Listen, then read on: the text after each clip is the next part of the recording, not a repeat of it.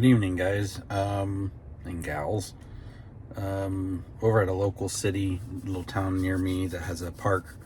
Got a new lens. This is the I don't know if you see it, my cage on, but the 24 to 120 f4s lens. So it's a really nice lens. It's a staple for most Nikon shooters for that mid-range zoom.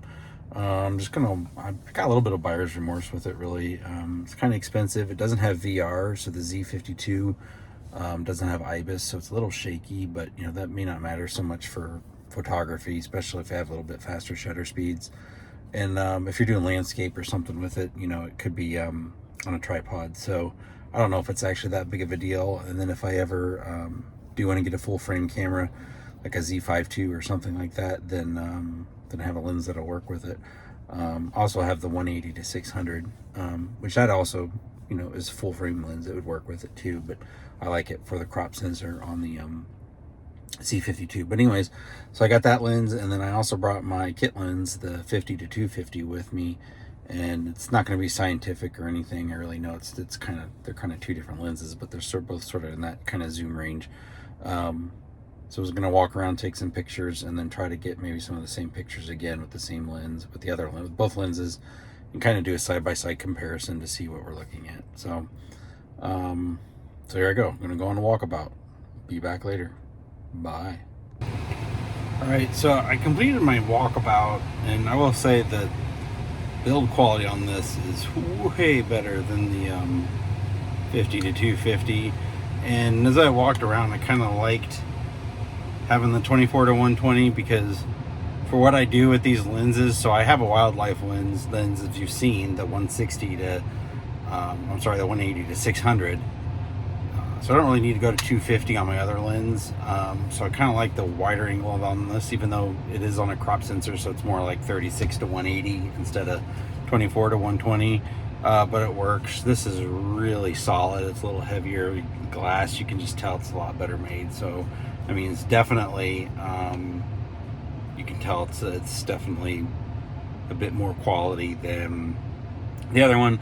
But so I went around, I took pictures, and I went around again, and I tried to get back in the same spot. But the problem with the other lenses, the 50 to 250, only goes down to 4.5. It's like 4.5 to 6.3 on aperture as you go along. And this one's just a straight f4 all the way through the zoom lens. So I try to keep them as low as possible, because I know as you go more narrower in aperture, which means your f number goes up, you're going to get a little bit more detail up until about f16, and then you get diffraction, which starts throwing things off. So we'll see what this looks like when I get back in front of the computer and kind of look at a comparison. Another thing to note too is this has a much closer minimal focal distance than the other one, so this is almost macro-ish, even though it's not macro. It does a lot better than the other one. So, but you'll see. Stay tuned. Okay, I am back in the office, and we have Lightroom pulled up, and I have the 24 to 120 f4s on the right, and the 50 to 250 4.5 to 6.3, I think. I always get it mixed up. Over here on the left. So, this was the first image I looked at, and I was looking at it just not zooming in to 100%, and I'm like, yeah, the new lens looked better, but as you can see as we go on, you know, that might not be the case. So you can see what the 50 to 250 is $350. It's a little less expensive if you get it in the kit. So I have the Z52, and this one with tax and everything is about over $1,000, $1,100. As of the time of this recording, the rumor is that Nikon or Nikon for the rest of the world is going to raise their prices September 1st. So that's going to be interesting. But let's dive into this, and we'll go into 100%. This one, I didn't do a lot of adjustments to some of these. Some of these I auto adjusted so the exposures look the same, but these are all kind of, similar exposures. But as you can see, if I go 100% here on the B, the left definitely not as sharp as the right. Like I said, this is not scientific at all. There's, lots of factors: exposure, focusing, distance, aperture. For instance, this one was at f4, 1/1000th, and the 50 to 250 was at 50 millimeters, f4.5, 1/1000th of a second. ISO is 250 and ISO is 200. So I don't know if 50 ISO is going to make that much difference in noise. Probably not with these cameras, but just so you know, they're not identical. So this one's pretty good. I say the winner is the 24 to 120 on this image. Now let's go to the next one. This was a street view, and again, I walked around this town and then I walked around it again, and so things aren't exactly in the same spots, but you can kind of get the picture. I mean, if you were just looking at these at these view right now, kind of small on the screen, you think, they look pretty good. If you zoom straight down the middle, you lose a lot more detail on the left than you do the right. But again, like I said, it's different focusing. So I can't really make a judgment on this one because it's not really, like I said, some of these comparisons really aren't fair. But for kit lens, it's definitely doing a pretty good job. Here's some flowers, right? Flower shop. Just looking at it from here, everything's pretty sharp. If you come in, zoom in here, the F seems pretty good. The F over here is a little more unsharp on the left. But overall, if you're not pixel peeping on these, I don't know if you exactly got too much of a problem between these two lenses. Is buying $1,000 lens when you already have this lens, is it worth it? And again, you might see more sharpness on the kit lens because it does have vibration reduction, whereas this one, the one on the right, does not, and the Z52 does not have IBIS. So again, you're going to be looking at kind of unfair comparisons here, because if you're getting vibration reduction on this lens, it could be a little sharper just because personal technique and how you use it. Colors. Boy, if you look at the colors, I don't think I auto adjusted these. I mean, if I hit auto and then I hit auto, these are raw files. They're close. Let's look at the brick wall. People always look at brick walls. Yeah, the brick wall is a little more sharp on the right than it is on the left. So, like I said again, I think the winner's the one on the right. I would expect the S lens to do better, but I, honestly was maybe expecting more of a difference. But as you see, these letters are definitely more sharp. But again, grain of salt and all that, because these, might be unfair comparisons. Here's let me get this set up again, right?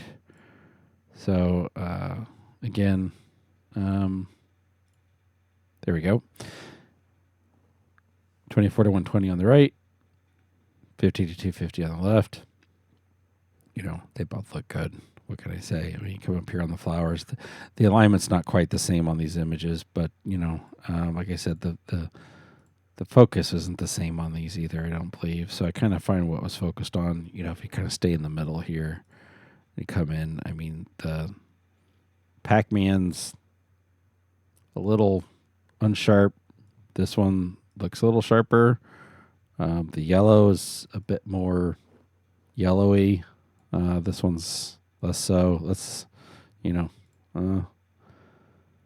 it. It's really hard. I was, like I said, it could be me and how I used it, but I was, really expecting to see more of a difference between the two lenses.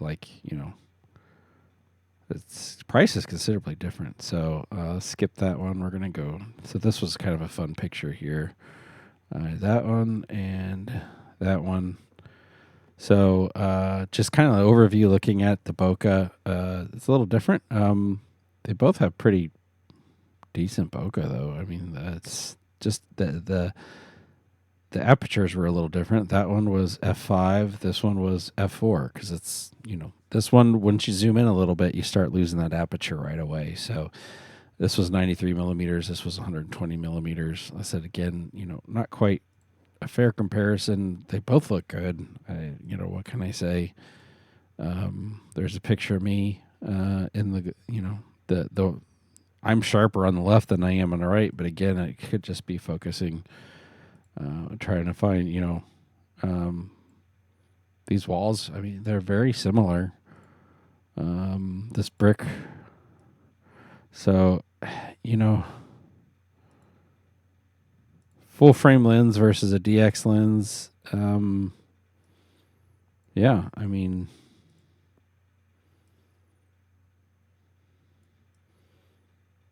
they both look good. Maybe I do need to just get my money back. I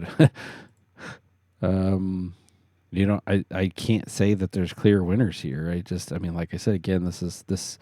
Let me know in the comments if you do watch this, if you think, this is really kind of a unfair test. The way I'm doing it, I'm not sure. This is just kind of real world. I mean, you're going to go out, take pictures, and you're going to, really, I don't know. This was a church that's been renovated to a gym, and again, I couldn't get the wide angle on the 50 to 250 like I could on that one. But again, looking at them on a distance, the colors are a little different. That could be attributed to the exposure. This was 1/400th of a second, ISO 200 f4. The one on the left, the 50 to 250, was 1/400 seconds f4.5, ISO 250. So pretty, other than the focus distance, they're pretty close. I like the color on the right one better. But really, again, I mean, if you're looking at these edges, what can I say? Like I said, it doesn't exactly line up, but if you look at the door here, right, Faith Gym, and then, look at it over here, it's a toss-up. These ones aren't going to be exactly the same because, ducks move, but again, exposure, the winner on this one is definitely, the right one, just because this didn't, come out quite right. Here's a house. Again, I looked at this one earlier, and I was hard-pressed to really find significant difference. If you look at the letters here, 191, the right is sharp. People say this lens blows other lenses out of a lot of water. I don't know. I mean, that lamp is more sharp. But are you really going to 100%? If you're posting this on Instagram, you're not going to see difference. You do JPEG 80%, 2048 pixels on the long edge. I don't know if you're going to, notice a difference from your phone or not. Let's look at this. Yeah, I mean, clearly the winner on this one is the right one. I mean, it's just much more, it's sharper when you go 100%. I mean, if you're not 100%, I don't know. Like I said, let me know in the comments what your thoughts are. And if you want to like and subscribe, do that too. I don't post a ton, but I post some. So if you like this content, I appreciate it. It's fun to get to know you all. And if you do photography, feel free to chat with me about it. Let's look at this one. So this was a man feeding some geese. He happened to still be sitting there the second time around. So, why not? The blue on this one, of course, the blue's better on the right, I think. I like the deeper, more kind of, it's a little more vivid. Maybe more contrasty would be the right word. But, if you come in on him, it's, not, I'd say, yeah, this one's better. So I feel better about that. There's a goose. Yeah, this one's definitely better. What was my focal length on this? 82, and then the one on the left was 110. So f5 and f4. So advantage 24 to 120. And again, I said in the other video too, while I was walking around, that I kind of like the focal range of this.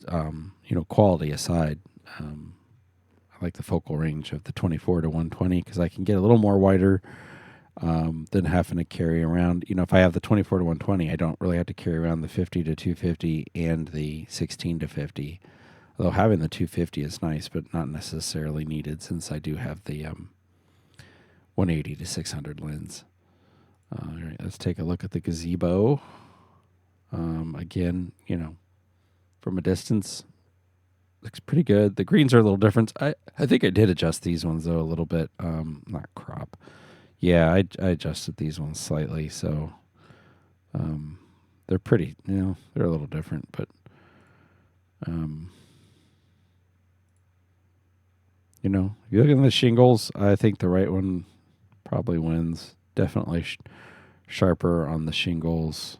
The lights are a little better. 14. The 14's definitely better on the right. So yeah. So I mean, like I said, it's sharp. It's good, but it's is it knock my socks off sharp? Is it like, oh man, I'm so happy I spent $1,000 on this lens. Difference sharp? I don't know. Amazon will let me return things within 30 days, so I know maybe I should keep testing it. I don't know, but let's look at these flowers. So again, at a distance, they look pretty good. Definitely sharper on the right. Said again, definitely more sharper throughout too. So let's look at these flowers down here. Yeah. Like I said, maybe this is knock your socks off different. I mean, and I just don't know enough, to know. But minimum focus distance here, the 50 to 250, you got to be way farther away. This one, you can be up close. They both look pretty good though. That pestle, whatever they call these on flowers. I'm gonna screw that up. I'd say the winner's the right again. Like I said, these aren't exactly the same, but they're pretty similar. Let's keep moving. So there's a Catholic church over here, and we got the Jesus on the cross. And I looked at this one earlier, and I had an awful hard time telling, if anything, the edges on the left, maybe the left might be slightly sharper, but honestly, if you're going 100% on these, yeah, I mean, if there's a difference, it's subtle. All right, moving on.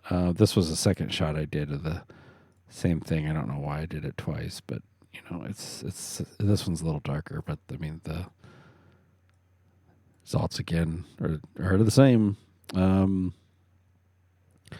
Have another gazebo picture. This one's zoomed in. Well, supposed to be zoomed in a little bit more, but it didn't do it quite. I didn't quite get that right, so we'll skip that one. The box with the letters.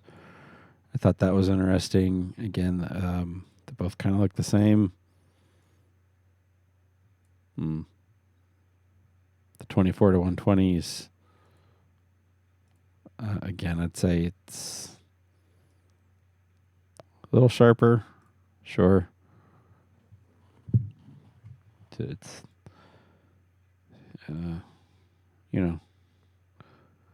Mr. Olympic guy here. Let's zoom in on the bricks. Like I said again, this could be a focusing issue. The bricks are much more defined on the left and the right. I think I was getting more of the guy. I mean, the colors are pretty much the same. I mean, the left is more sharp. I mean, it's like I said, it could just be a focusing issue. Fountain. I mean, looking at the right, and then you're looking at the left.